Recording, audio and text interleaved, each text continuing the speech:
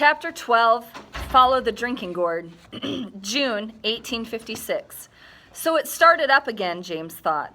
Pa was off defending the man they say was a slave stealer. Ma was hiding runaways, and he and Rebecca were expected to keep their mouths shut. The unfairness of it all hit him like the snap of a wet sheet when he came down from his new room and found the girl peeling potatoes. As if she'd always been there, Ma stoked the coal stove and greeted him without turning around. "Welcome to a new summer day, James. Shake hands with Miss Lisbeth Charles." James wiped the morning sweat off his hand and stuck it out. The girl, Lisbeth, wiped potato starch down her apron and shook his hand. "Morning, Mr. James Weaver. You don't look a bit like your sister." She looked him right in the eye, not like the others who came to the house. Something was wrong here. Miss Lisbeth was no ordinary runaway slave. As soon as he saw his ma's face working her lip like dough, eyelids shading frightened eyes, he wondered what hold this young Negro had over his mother. So right there we know his mother's nervous or sort of scared, right? Yeah. She's kind of uncomfortable, right? Lisbeth must have some sort of a history power over the mother, right? Will you shut the door, Holden, and follow along? Yes. Thank you. She wouldn't be moving on by nightfall like the others. Miss Lisbeth must have understood some of the dread in his face. "Your family's kind to let me stay a spell," she said haughtily, as if she had it coming. There wasn't a hint of a smile in her voice, and her speech was so schoolteacher-like, not like the other runaways who'd picked up words hurdy-gurdy. Ma couldn't get the stove lit. "Well, it's too hot to cook anyway," she said. "We've got some cold meat pie from last night and peaches and a bit of bread pudding I put by. We'll make do." "Ma, I'm going down to the river with Jeremy and them. Too hot to do much but swim and fish on a day like this." "Yes. Bring us home a fat catfish or two for supper. We'll cook the fish outside on the open fire." That brought the first smile to Miss Lisbeth. "Oh, I do love fried fish with that smoky fire taste." "Fine," Ma said nervously. "Lisbeth, would thee go down to the cellar and fetch the meat pie and a handful of peaches, please?" They'd built steps to the cellar inside the house, a modern innovation, and Ma pointed the way. When Miss Lisbeth was out of earshot, Ma whispered, "I'm called to this, James. She asked me to teach her to read and write." "Ma, thee knows it's illegal to teach slaves to read." "Lisbeth is not a slave. She's a free Negro on free soil." "It's starting up again, Ma. Rebecca and me wondering who we're going to find warming their feet by our fire." Ma had beads of sweat on her upper lip.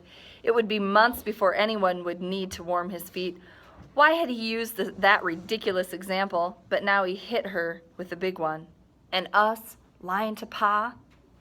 Ma's nose flared, which was a sure sign that she was trying to get herself easy again, so she wouldn't say something she'd be sorry about.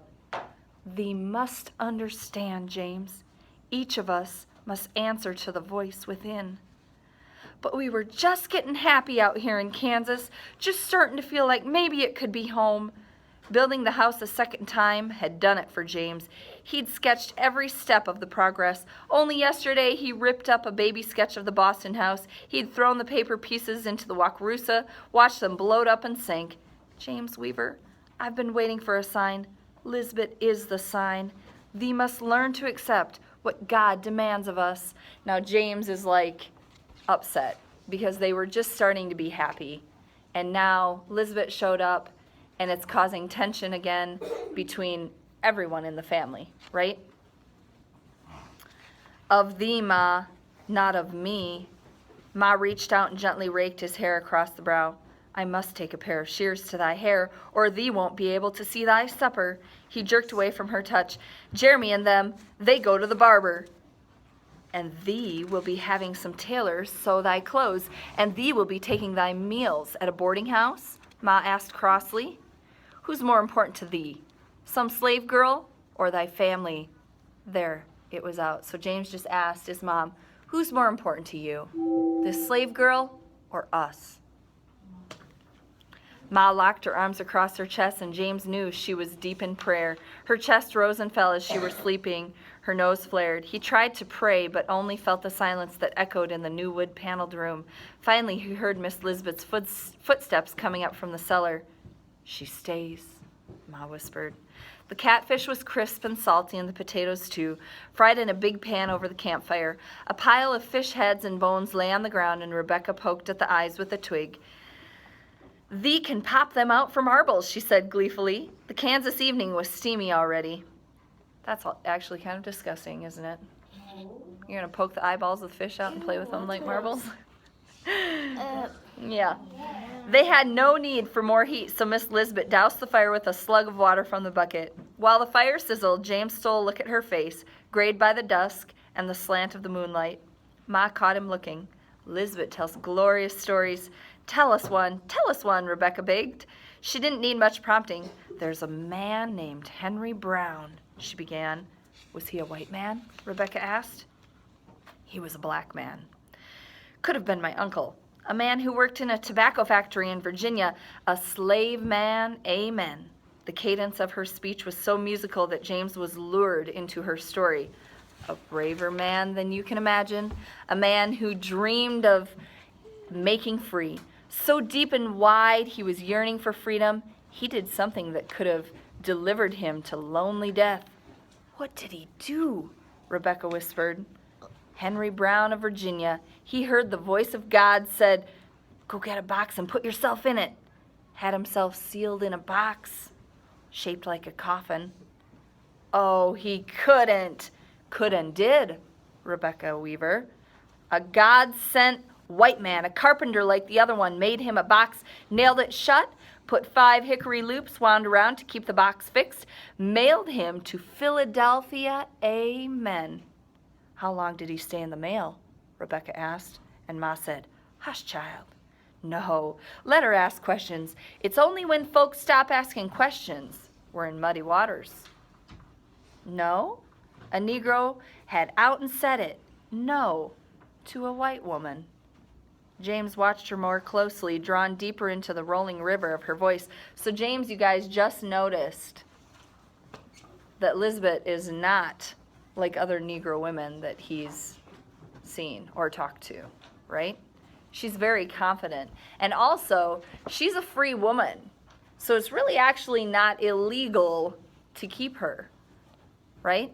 But it is illegal to teach her to read and write. Well, how isn't it? How isn't it illegal? She's free. She's free. We're not quite sure why she's free, but somehow she's bought her freedom or something. She's free somehow. Sometimes masters did grant their slaves freedom. Sometimes that did happen. And then they would have papers to prove they were free. Okay? Follow along, please.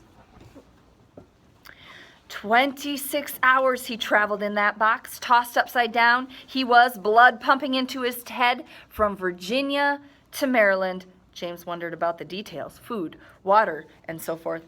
But what happened when he had to make water? Like, go to the bathroom. "Rebecca Weaver!" "Don't know," Miss Lisbeth said with a smile. "You go up to Philadelphia sometime, ask to see a man called Henry Box Brown. Little man, not much bigger than me, and you ask him, 'What did you do 26 hours in that box when you had to make water?'" "Oh, Miss Lisbeth, I couldn't." "Well, then listen. When that box, it got to Philadelphia, 3 men were waiting for him. First man knocked on the box. He thought he heard a tapping but couldn't be sure. Second man rapped on the box with a hammer, and there wasn't a sound from inside. Third man, his heart beating fast, didn't wait for the answering rap. He took his Bowie knife and he cut the hickory loops that held the box fixed. Those men, they pried the lid up. Long nails came squeaking up through the wood, pulled away the straw and the cotton wool padding that kept Henry Brown from breaking his bones when that box was tossed from the train to the riverboat. And what do you reckon they found?" James guessed. "His hair turned white and he was crazy as a loon?" "Nah. Those 3 men, they fell back when Henry Box Brown stepped out of that crate and said to them, 'How do you do, gentlemen?' Spry as a young buck, drenched in sweat, though. True story, amen." James was fixing the details in his mind to tell Jeremy and Will, only he wouldn't be able to tell them where he got this story, and they'd never believe it. Miss Lisbeth said, Black folks find all different ways of following the drinking gourd. James had heard a song with those words. Some of the men were singing it at the warming for a family whose house had just been rebuilt. Follow the drinking gourd. He thought it was a bawdy song. Not a drinking gourd for spirits, surely, Ma said, her voice girlish. No, ma'am. Look up, see thy sky. See how those stars make a dipper? They all had their faces toward the darkening sky. I don't see it, Rebecca said. Thee must draw a line in thy mind from star to star, child, and see if it doesn't look like a big water dipper. So did you know that the drinking gourd is actually a code name for the Big Dipper in the sky? Okay. And that was a song. Mm-hmm. Yep. If you follow the tip of the Big Dipper, it points to the North Star. Right. Yeah, we do. Awesome. Yep. And that's how the slaves would find their way in the middle of the night when they were traveling. They would follow the drinking gourd. And the song actually had directions. So if you memorized the song, you could follow the directions in the song and then make your way to freedom. So it was important to learn the song. It had code directions in it. We just learned about that yesterday. Good. You should listen to the song on YouTube when you get a chance, okay? All right. James saw it, the North Star. Last spring, he'd been amazed to find in the sky here, just as it had been in Boston. Mr. James Weaver sees it. It's the North Star. When my brothers and sisters leave their shackles behind, we follow the North Star. Keep seeing the star, you know. You're heading north to freedom. And while we're still down there, only just dreaming about making free, we look up at the star like we're doing tonight, the water dipper too, and we sing so our masters don't know about the dream that's burning in our hearts.